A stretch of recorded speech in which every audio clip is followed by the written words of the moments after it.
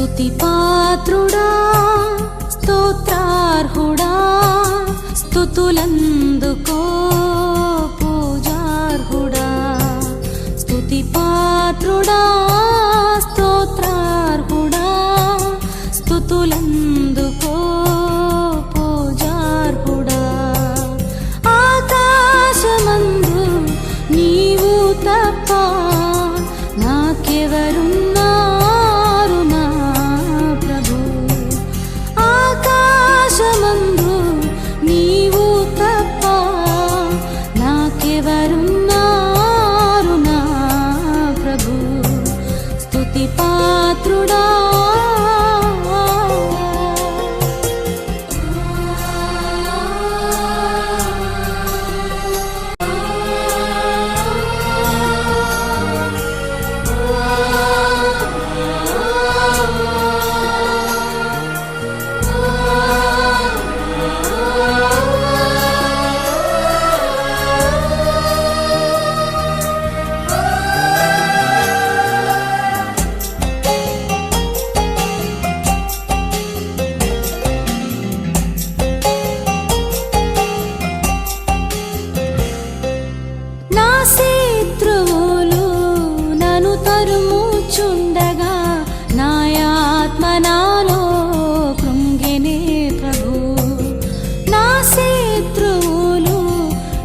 తరుముచుండగా నాయాత్మ నాలో కృంగెనే ప్రభు నా మనసు నీ వైపు త్రిప్పిన వెంటనే శత్రువుల చేతి నుండి విడిపించినావు కాపాడినావు నా మనసు నీ వైపు త్రిప్పిన వెంటనే శత్రువుల చేతి నుండి విడిపించినావు కాపాడినావు స్తుతి పాత్రుడా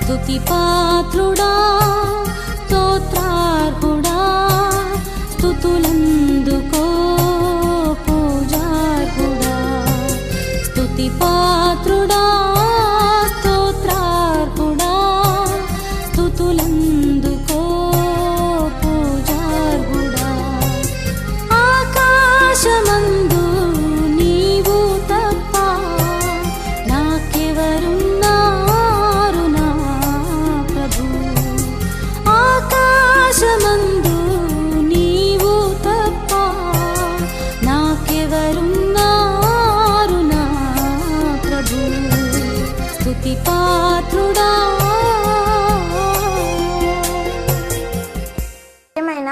పరిశుధాత్మ సహవాస ప్రేక్షకులకు మా హృదయపూర్వక వందనాలు.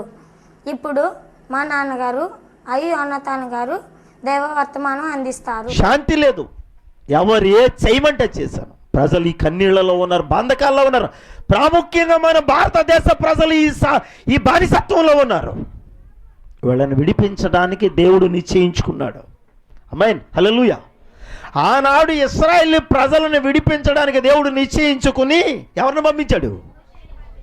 ఈనాడు భారత ప్రజల్ని ఈ బానిసత్వంలోంచి విడిపించడానికి దేవుడు ఒక నాయకుడి కోసం ఎతుకుతున్నాడు.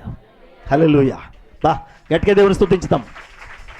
ఒక నాయకుడి కోసం ఎతుకుతున్నాడు. హోరేబు పర్వతం మీద మోషేతో మాట్లాడినట్టుగా ఈ రోజు నీ అగ్ని పొదలో నుంచి నీతో మాట్లాడుతున్నాడు దేవుడు.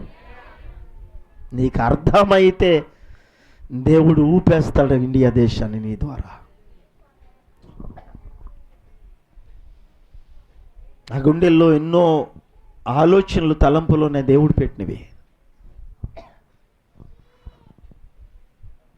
అయితే చాలామంది అంటారు, మాకు చదువు లేదండి అయ్యగారండి, మీ ఇలా చదువుకుని ఉంటే మేము అనేకమైన ఊళ్ళు తిరిగేద్దామండి అంటారు. చదువుకుని తిరగటానికి సంబంధం ఏంటి? చదువు లేదంటారు, అది లేదంటారు, ఇది లేదంటారు. యేసుప్రభు శిష్యులు ఏమన్నా డిగ్రీలు చేసిన వాళ్ళు ఏంటి? బాగా డిగ్రీలు చేసిన వాళ్ళ యేసుప్రభు శిష్యులు? వాళ్ళు ఎవరు? జాలర్లు, చేపలు పట్టుకునేవాళ్ళు. వాళ్ళకు ఇంకో పేరు ఉంది, చెప్పగలరా మీరు? కుంటివాడిని లేపినప్పుడు అక్కడ ఉండే ప్రజలు ఒక మాట అన్నారు, భూలోకమును తలక్రిందులు చేయువారు.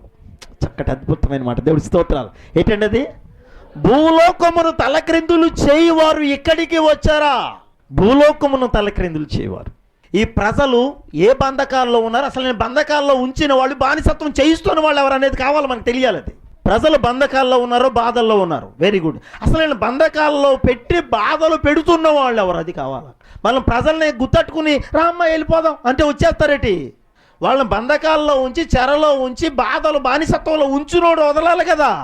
బానిసత్వంలో నలిపేసింది వాడు నాయకుడై వీళ్ళని బానిసలుగా చేశాడు. అంటే బానిసత్వం చేయిస్తున్న నాయకుడు ఒకడు ఉన్నాడు, వాడిని గెలవాలి ముందు. ఈ విషయం గమనించాలి. హల్లెలూయా. యేసు ప్రభు వారు ఒక అద్భుతమైన ఉపమానంలో చెప్పారు ఈ మాటని. ఉపమానం కదా, నిజంగానే చెప్పారు. ఇది స్పష్టంగా ఒక స్థలంలో జరిగిన సన్నివేశం.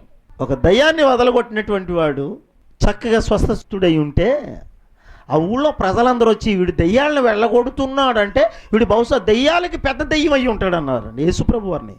దెయ్యాలను వదలగొట్టేటువంటి శాతబడోడు అని పేరెట్టారండి యేసుప్రభుకి. మీరు బాగా గమనించండి. ఒక రాజకీయ పార్టీ, ఆ రాజకీయ పార్టీలోనే బాగా పార్టీలు ఎక్కువగా, భేదాలు ఎక్కువ ఉంటే అది నిలబడుతుందా? ఒక సంఘం ఉంది, ఆ సంఘంలో ఒకళ్ళంటే ఒకళ్ళు పడకపోతే ఆ సంఘం ఏమైనా అభివృద్ధి చెందుద్దా? ఒక కుటుంబం ఉంది, కుటుంబంలో భార్య భర్తలు అస్తమాను కొట్టుకు చేస్తున్నారండి, ఆ కుటుంబం ఏమైనా ఆశీర్వాదకరంగా ఉంటుందా? భక్తుడు దైవ పూజ చేస్తాడు, చేతబడోడు క్షుద్ర పూజ చేస్తాడు. పెట్టేవాడు చేస్తాడు, తీసేవాడు కూడా క్షుద్ర పూజ చేయాలి. క్షుద్ర శక్తులను పోషించాలి, వాటిని పెంచాలి, వాటికి రక్త బలులు వేయాలి. యేసు ప్రభు వారికి ఏం పేరెట్టారంటే అక్కడ దెయ్యములకు అధిపతి బయల్జెబూలు అన్నాడు అండి. అప్పుడు యేసు ప్రభు వారు ఒక చక్కటి మాట అన్నారు. మత్తయి సువార్త 12వ అధ్యాయంలో ఐ థింక్ 29వ వచనం అనుకుంటున్నారు. బలవంతుని బంధింపని యెడల ఆ బలవంతుని ఇంటిలోనికి చొచ్చి అతని సామాగ్రిని, విలువైన సామాగ్రిని దోచుకొనగలడు. ముందు ఆ ఇంట్లో బలవంతుడు ఎవడో వాడిని కొడితేనే కదా ఇంట్లో లాక్కురాగలడు. దేవుడి స్తోత్రాలు. పై వచనంలో 28, 24 నుంచి ఉంటాయి ఆ మాటలో. సాతానును వెళ్ళగొట్టిన యెడల వాటి రాజ్యం ఎలాగో నిలుచును. మత్తయి సువార్త 12వ అధ్యాయం 26వ వచనంలో సాతానుని వెళ్ళగొట్టిన యెడల, సాతానే గొడవ పడితే దెయ్యాలే ఒకవేళ కొట్టేసుకుంటే దెయ్యాల రాజ్యం ఎలా నిలబడుతుంది, ఎలాగో నిలుచును. నేను దెయ్యాలకి అధిపతి అయిన బయల్జెబూలు వలన దెయ్యములను వెళ్ళగొట్టిన యెడల. బాగా గమనించాలి. యేసు ప్రభు వారిని ఎలాగన్నారు అక్కడ. ఏమి చెప్పారంటే, ఒక ఇంట్లో దొంగతనం చేసేవాడు విలువైన వస్తువులు తేవాలనుకున్నాడు, కానీ ఆ ఇంటికి బలమైన సెక్యూరిటీ ఉంది. ఆ ఇంట్లో ఒక బలమైన వ్యక్తి ఉన్నాడు. ఆ బలవంతుడిని కొట్టకుండా ఆ వస్తువు తేవడానికి వీలవుద్దా? ఆ విలువైన వస్తువు పట్టుకెళ్ళాలంటే ముందు ఎవరిని గెలవాలి? ఇప్పుడు గ్రామాన్ని విడిపించాలంటే, ఒక వ్యక్తిని బానిసత్వాన్ని విడిపించాలంటే ఆయన పట్టుకుని కొట్టేస్తే వచ్చేస్తాడు బయటికి. కొంతమంది జ్ఞానం లేని తల్లులు పిల్లల్ని ఒంగోబెట్టి గుద్దేస్తూ ఉంటారండి, దెయ్యం రూపు వచ్చేస్తారంట టైంలో. గుద్దేస్తూ ఉంటారండి, ఇలా పట్టుకుని గుద్దేస్తారండి. సావండ్రు ఎక్కడైనా పడి, ఆడుతోటి చచ్చిపోతున్నాను, మీతోటి చచ్చిపోతున్నాను, ఆడంటే ఎవరు? ఆడు బాబు. దెయ్యం రూపు వచ్చేసి జుట్టు ఎదరకొచ్చేసి ఇలాగా జుట్టు ఎగిరి మొత్తానికి సినీ యాక్టర్ల కింద ఊగిపోద్దండి ఇళ్ళలాగా. ఆ టైంలో ఫోటో తీసి ఇంట్లో పెట్టుకుని దండ ఎత్తే బాగుంటుంది. దెయ్యం రూపులు వచ్చేస్తాయండి. పిల్లల్ని కొట్టేస్తే లైన్ అయిపోతారా? ఇంతవరకు బెత్తం వాడి పిల్లల్ని లైన్ పెట్టినోడు ఎక్కడైనా చరిత్ర ఉందా? రిజల్ట్ లేనటువంటి విత్తనం ఎందుకు? అజ్ఞానం, నీ ఉద్రేకం అది. అలాగే ఈ రోజున చాలామంది ఆయుధాలతో బెదిరించి స్వాతంత్రం రాగలిగిందా? ఆయుధాన్ని వాడితే నిన్ను తలందన్నోడు ఇంకొకడు ఉంటాడు. తప్పది. అహింసో పరమో ధర్మ. హింసాత్మకంగా వెళ్ళి ఎవడు ఏం చేయలేడు. దేన్నైనా ప్రేమతోనే విషయాన్ని వివరణగా చెప్పి మనిషిని మార్చాలే తప్ప ఎప్పుడైనా సరే దండోపాయం చేత ఎవడు కూడా మార్చలేడు. మనిషిని బంధించి 4 గోడల మధ్యలో ఉంచగలడేమో తప్ప ఆ మనస్సును మాత్రం మార్చలేడు. ఈ రోజున ఉగ్రవాదులు ఉన్నారు, తీవ్రవాదులు ఉన్నారు. వాళ్ళ ఆయుధాలు పట్టుకుని ఎన్నో చీకటి సామ్రాజ్యంలో తిరుగుతున్నారు. వాళ్ళు ఆయుధంతో వెళితే ఇంకొక ఆయుధస్తుడు వచ్చి అని కాల్చి చంపేస్తాడని కూడా వాడికి తెలుసు, చావాలని తెలుసు. చావటానికి ఆయన ఒప్పుకున్నాడు కానీ ఆ విధానాన్ని వదలట్లేదు వాడు. ఇక్కడ కూడా కర్రతోనూ కత్తితోనూ మనిషిని భయపెట్టి ఎదిరించి చంపేస్తానని చెప్పి ఎవడు ఏ మనిషిని మార్చలేడు. ముందు ఆ వ్యక్తికి విషయాన్ని ఎడ్యుకేట్ చేయాలి. గాంధీ గారు చేసింది అదే. దేవుడి స్తోత్రాలు. గాంధీ గారు బ్రిటిష్ వాళ్ళకి మా బానిసత్వంలో మా వాళ్ళ కన్నీళ్లు మీరు అర్థం చేసుకోవాలని చెప్పింది అదే. ఆ విధంగానే సత్యం అనే ఆయుధం, సత్యాగ్రహం చేత ఆయన స్వాతంత్ర్యాన్ని సాధించగలిగాడు. మనవాళ్ళు కూడా చాలా హింసాత్మకంగా ప్రవర్తించారు ఆ రోజుల్లో. వాళ్ళందరినీ అణిచాడండి. ఒరే మీరు కంగారుపడి దాడులు చేయొద్దు, నేను ఎంతో ప్రయత్నం చేస్తున్నాను, మీరు కంగారుపడి ఎవడన్నా చంపాడు అనుకో వచ్చే స్వాతంత్రం వెనకపోదు, రాగండి రాని మనల్ని కూడా ఆపేడండి ఆయన చాలామందిని. ఇప్పుడు భారతదేశం భయంకరమైన బానిసత్వంలో ఉంది. ఏ మతాన్ని అయినా, హిందూ మతాన్ని క్రైస్తవులు విమర్శించకూడదు, క్రైస్తవ్యాన్ని హిందువులు హింసించకూడదు, వీళ్ళందరూ కలిసి ఇస్లాం మీద దాడి చేయకూడదు.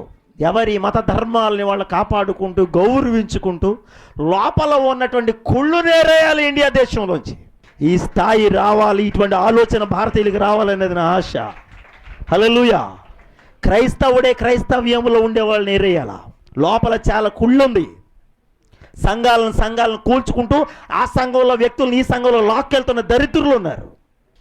వాక్యం చెప్పి మార్చాలి జనాల్ని. అట్లాంటి ఒక క్రైస్తవములో ఉన్న కుళ్ళు నేరేసే దళాన్ని తయారు చేయాలి.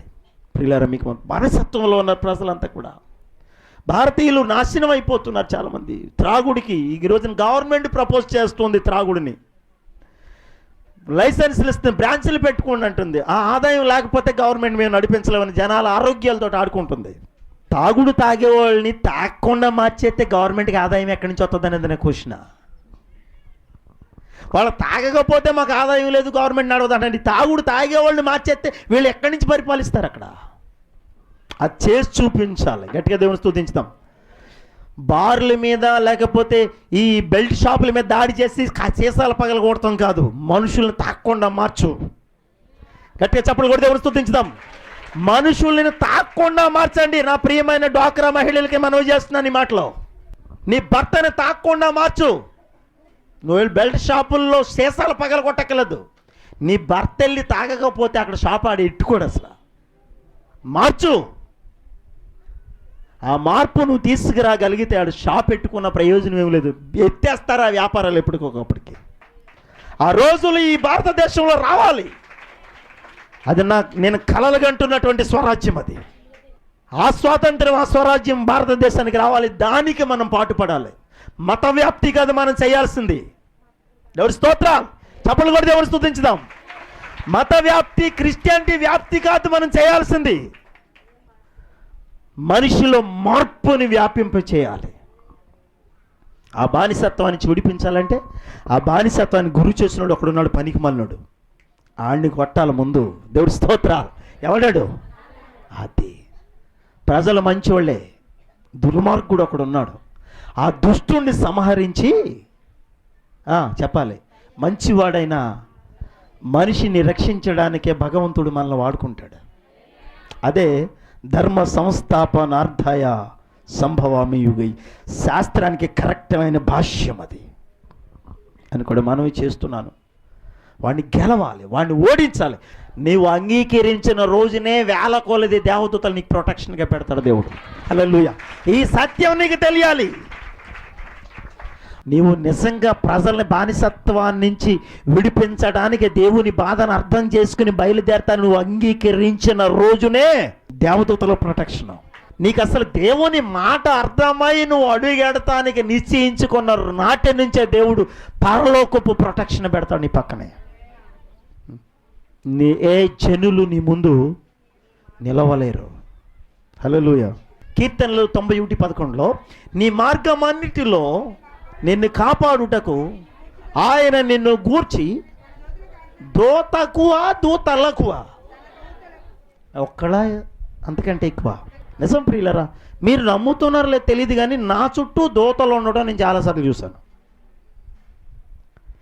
దేవదూతల సహాయాన్ని నేను చాలాసార్లు పొందుకున్నాను. ఒకసారి మన చర్చ్ మెంబర్స్ తణుకు 31వ తారీఖు మీటింగ్కి వెళ్ళి వస్తున్నారట. నేను కూడా 31వ తారీఖు మీటింగ్కి ఇక్కడికి వచ్చి విషెస్ చెప్పేసి వీళ్ళకి నూతన సంవత్సర వర్తమానం ఇచ్చేసి నేను వేరే ఊరు వెళుతున్నాను, తణుకు సావరం నుంచి. వీళ్ళు వేరే ఊరు వెళ్ళి వస్తున్నారట. ఆ టయాన్ని నా సైకిల్, అప్పట్లో సైకిల్, ఆ సైకిల్ ఎదరొకళ్ళు వెనకోలొకళ్ళు కూర్చున్నారట అండి. వాళ్ళు చూశారట. నేను ఎవరిని తీసుకురాలేదు ఆ రోజున. నా సైకిల్కి ఎదరొకళ్ళు వెనకాలొకళ్ళు కూర్చున్నారట. దేవుడి స్తోత్రాలు. తెల్లటి బట్టలు వేసుకున్నారంట వాళ్ళు. చాలాసార్లు నేను ఆరాధిస్తున్నప్పుడు, స్తుతిస్తున్నప్పుడు దేవదూతుల సంచారం చూశాను నేను. హల్లెలూయా. నేను ఒక మాట చెప్తాను, నేను ఎక్కడ ఉంటానో అక్కడ దేవదూతలు దేవుడు ఉంటారు. ఎందుకంటే నన్ను పిలిచినోడు నన్ను విడిచిపెట్టాడు. హల్లెలూయా. అలాగనే ఈ బానిసత్వాన్ని నుంచి ప్రజలను విడిపించడానికి ఎవరైతే ముందుకెళ్తారో వాళ్ళ చుట్టూ దేవుడు పరలోకపు భద్రతను ఏర్పరుస్తాడు.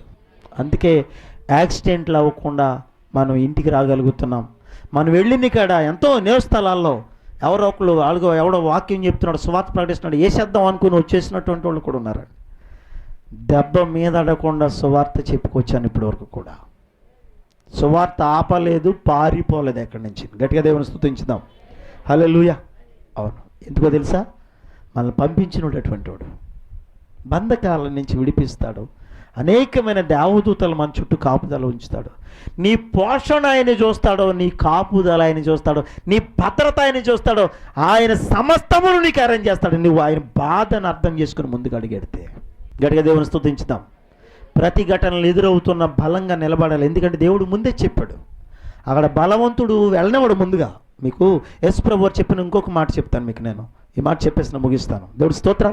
ఒకసారి శిష్యులను పిలిచి యేసు ప్రభువు వారు అన్నారు, ఒరే అబ్బాయి, ఎదుటి గ్రామానికి వెళ్ళి అక్కడ కట్టబడిన గాడిద పిల్ల ఉంటాయి, ఇప్పుకురండిరా అన్నాడు.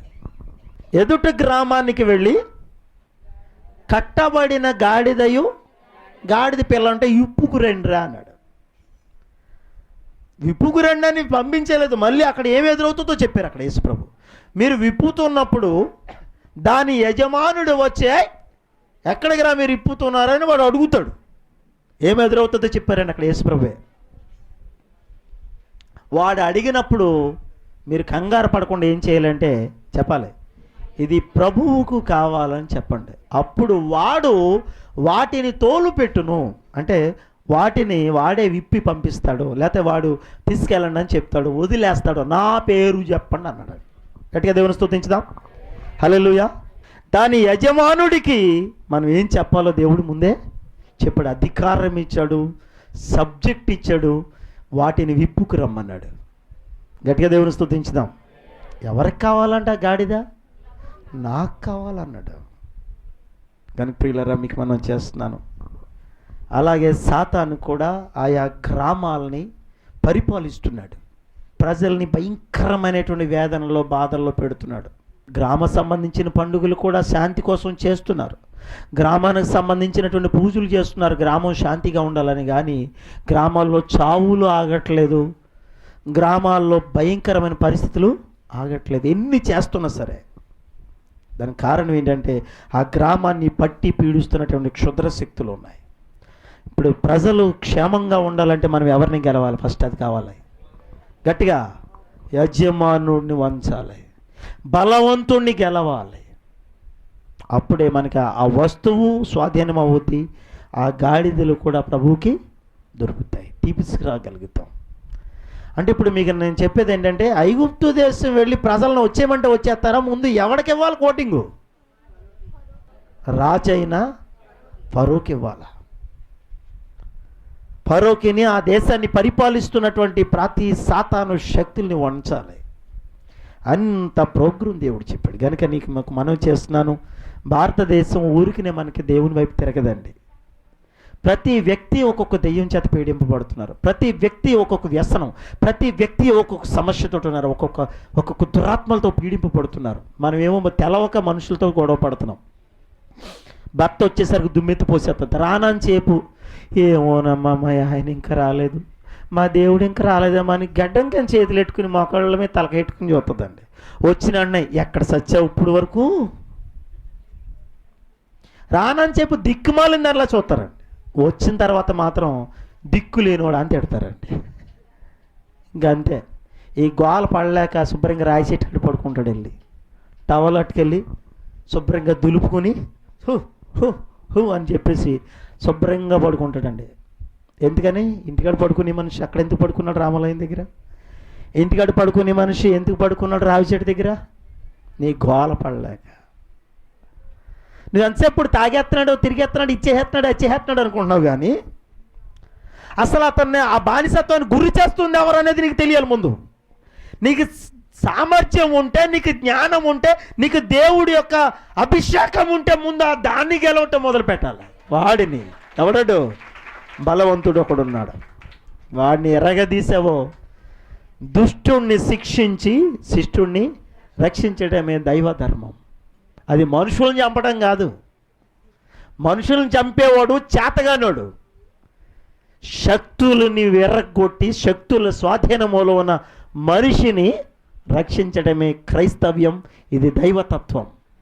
ఆ స్థితికి ప్రతి బిడ్డలు ముందుకు వెళ్ళి ఈ భారతదేశాన్ని స్వచ్ఛ భారత్గా చేయాలని ప్రేమతో మనవి చేస్తూ ఈ మాటలు ముగిస్తున్నాను. దేవుడి మాటలు దీవించునుగాక. ఈ ఎపిసోడ్కి సహాయం చేసిన బిడ్డలకు దేవుడు తన మహాకృపను తోడుగా ఉంచి అనేకమైన ఆశీర్వాదాలతో దీవించి ఆశీర్వదించునుగాక. తండ్రి అయిన దేవుని ప్రేమ, కుమారుడైన యేసుప్రభు వారి కృప, పరిశుద్ధాత్మని యొక్క సన్నిధి ఈ వాక్యం విని దాని ప్రకారం నడవటానికి నిశ్చయించుకున్న ప్రతి బిడ్డలకు తోడై దీవించునుగాక. God bless you. వందనాలు.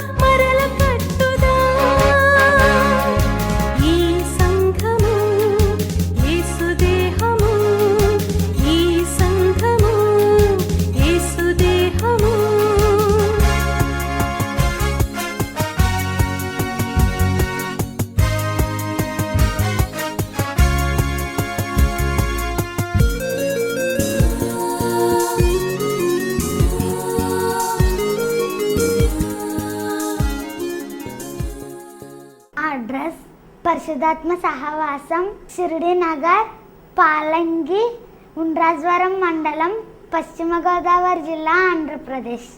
మా ఫోన్ నంబర్లు 9493008622, 9493008674. అవర్ అడ్రస్ పరిశుధాత్మ సహవాసం, Palangi, Shirdi Nagar, Rajavaram mandal, west Godavari district, Andhra Pradesh. Hour phone numbers 9493008622 and 9493008674. ఈ కార్యక్రమం మీకు ఆశీర్వాదకరంగా ఉన్నదని దేవుణ్ణి స్తుతిస్తున్నాం.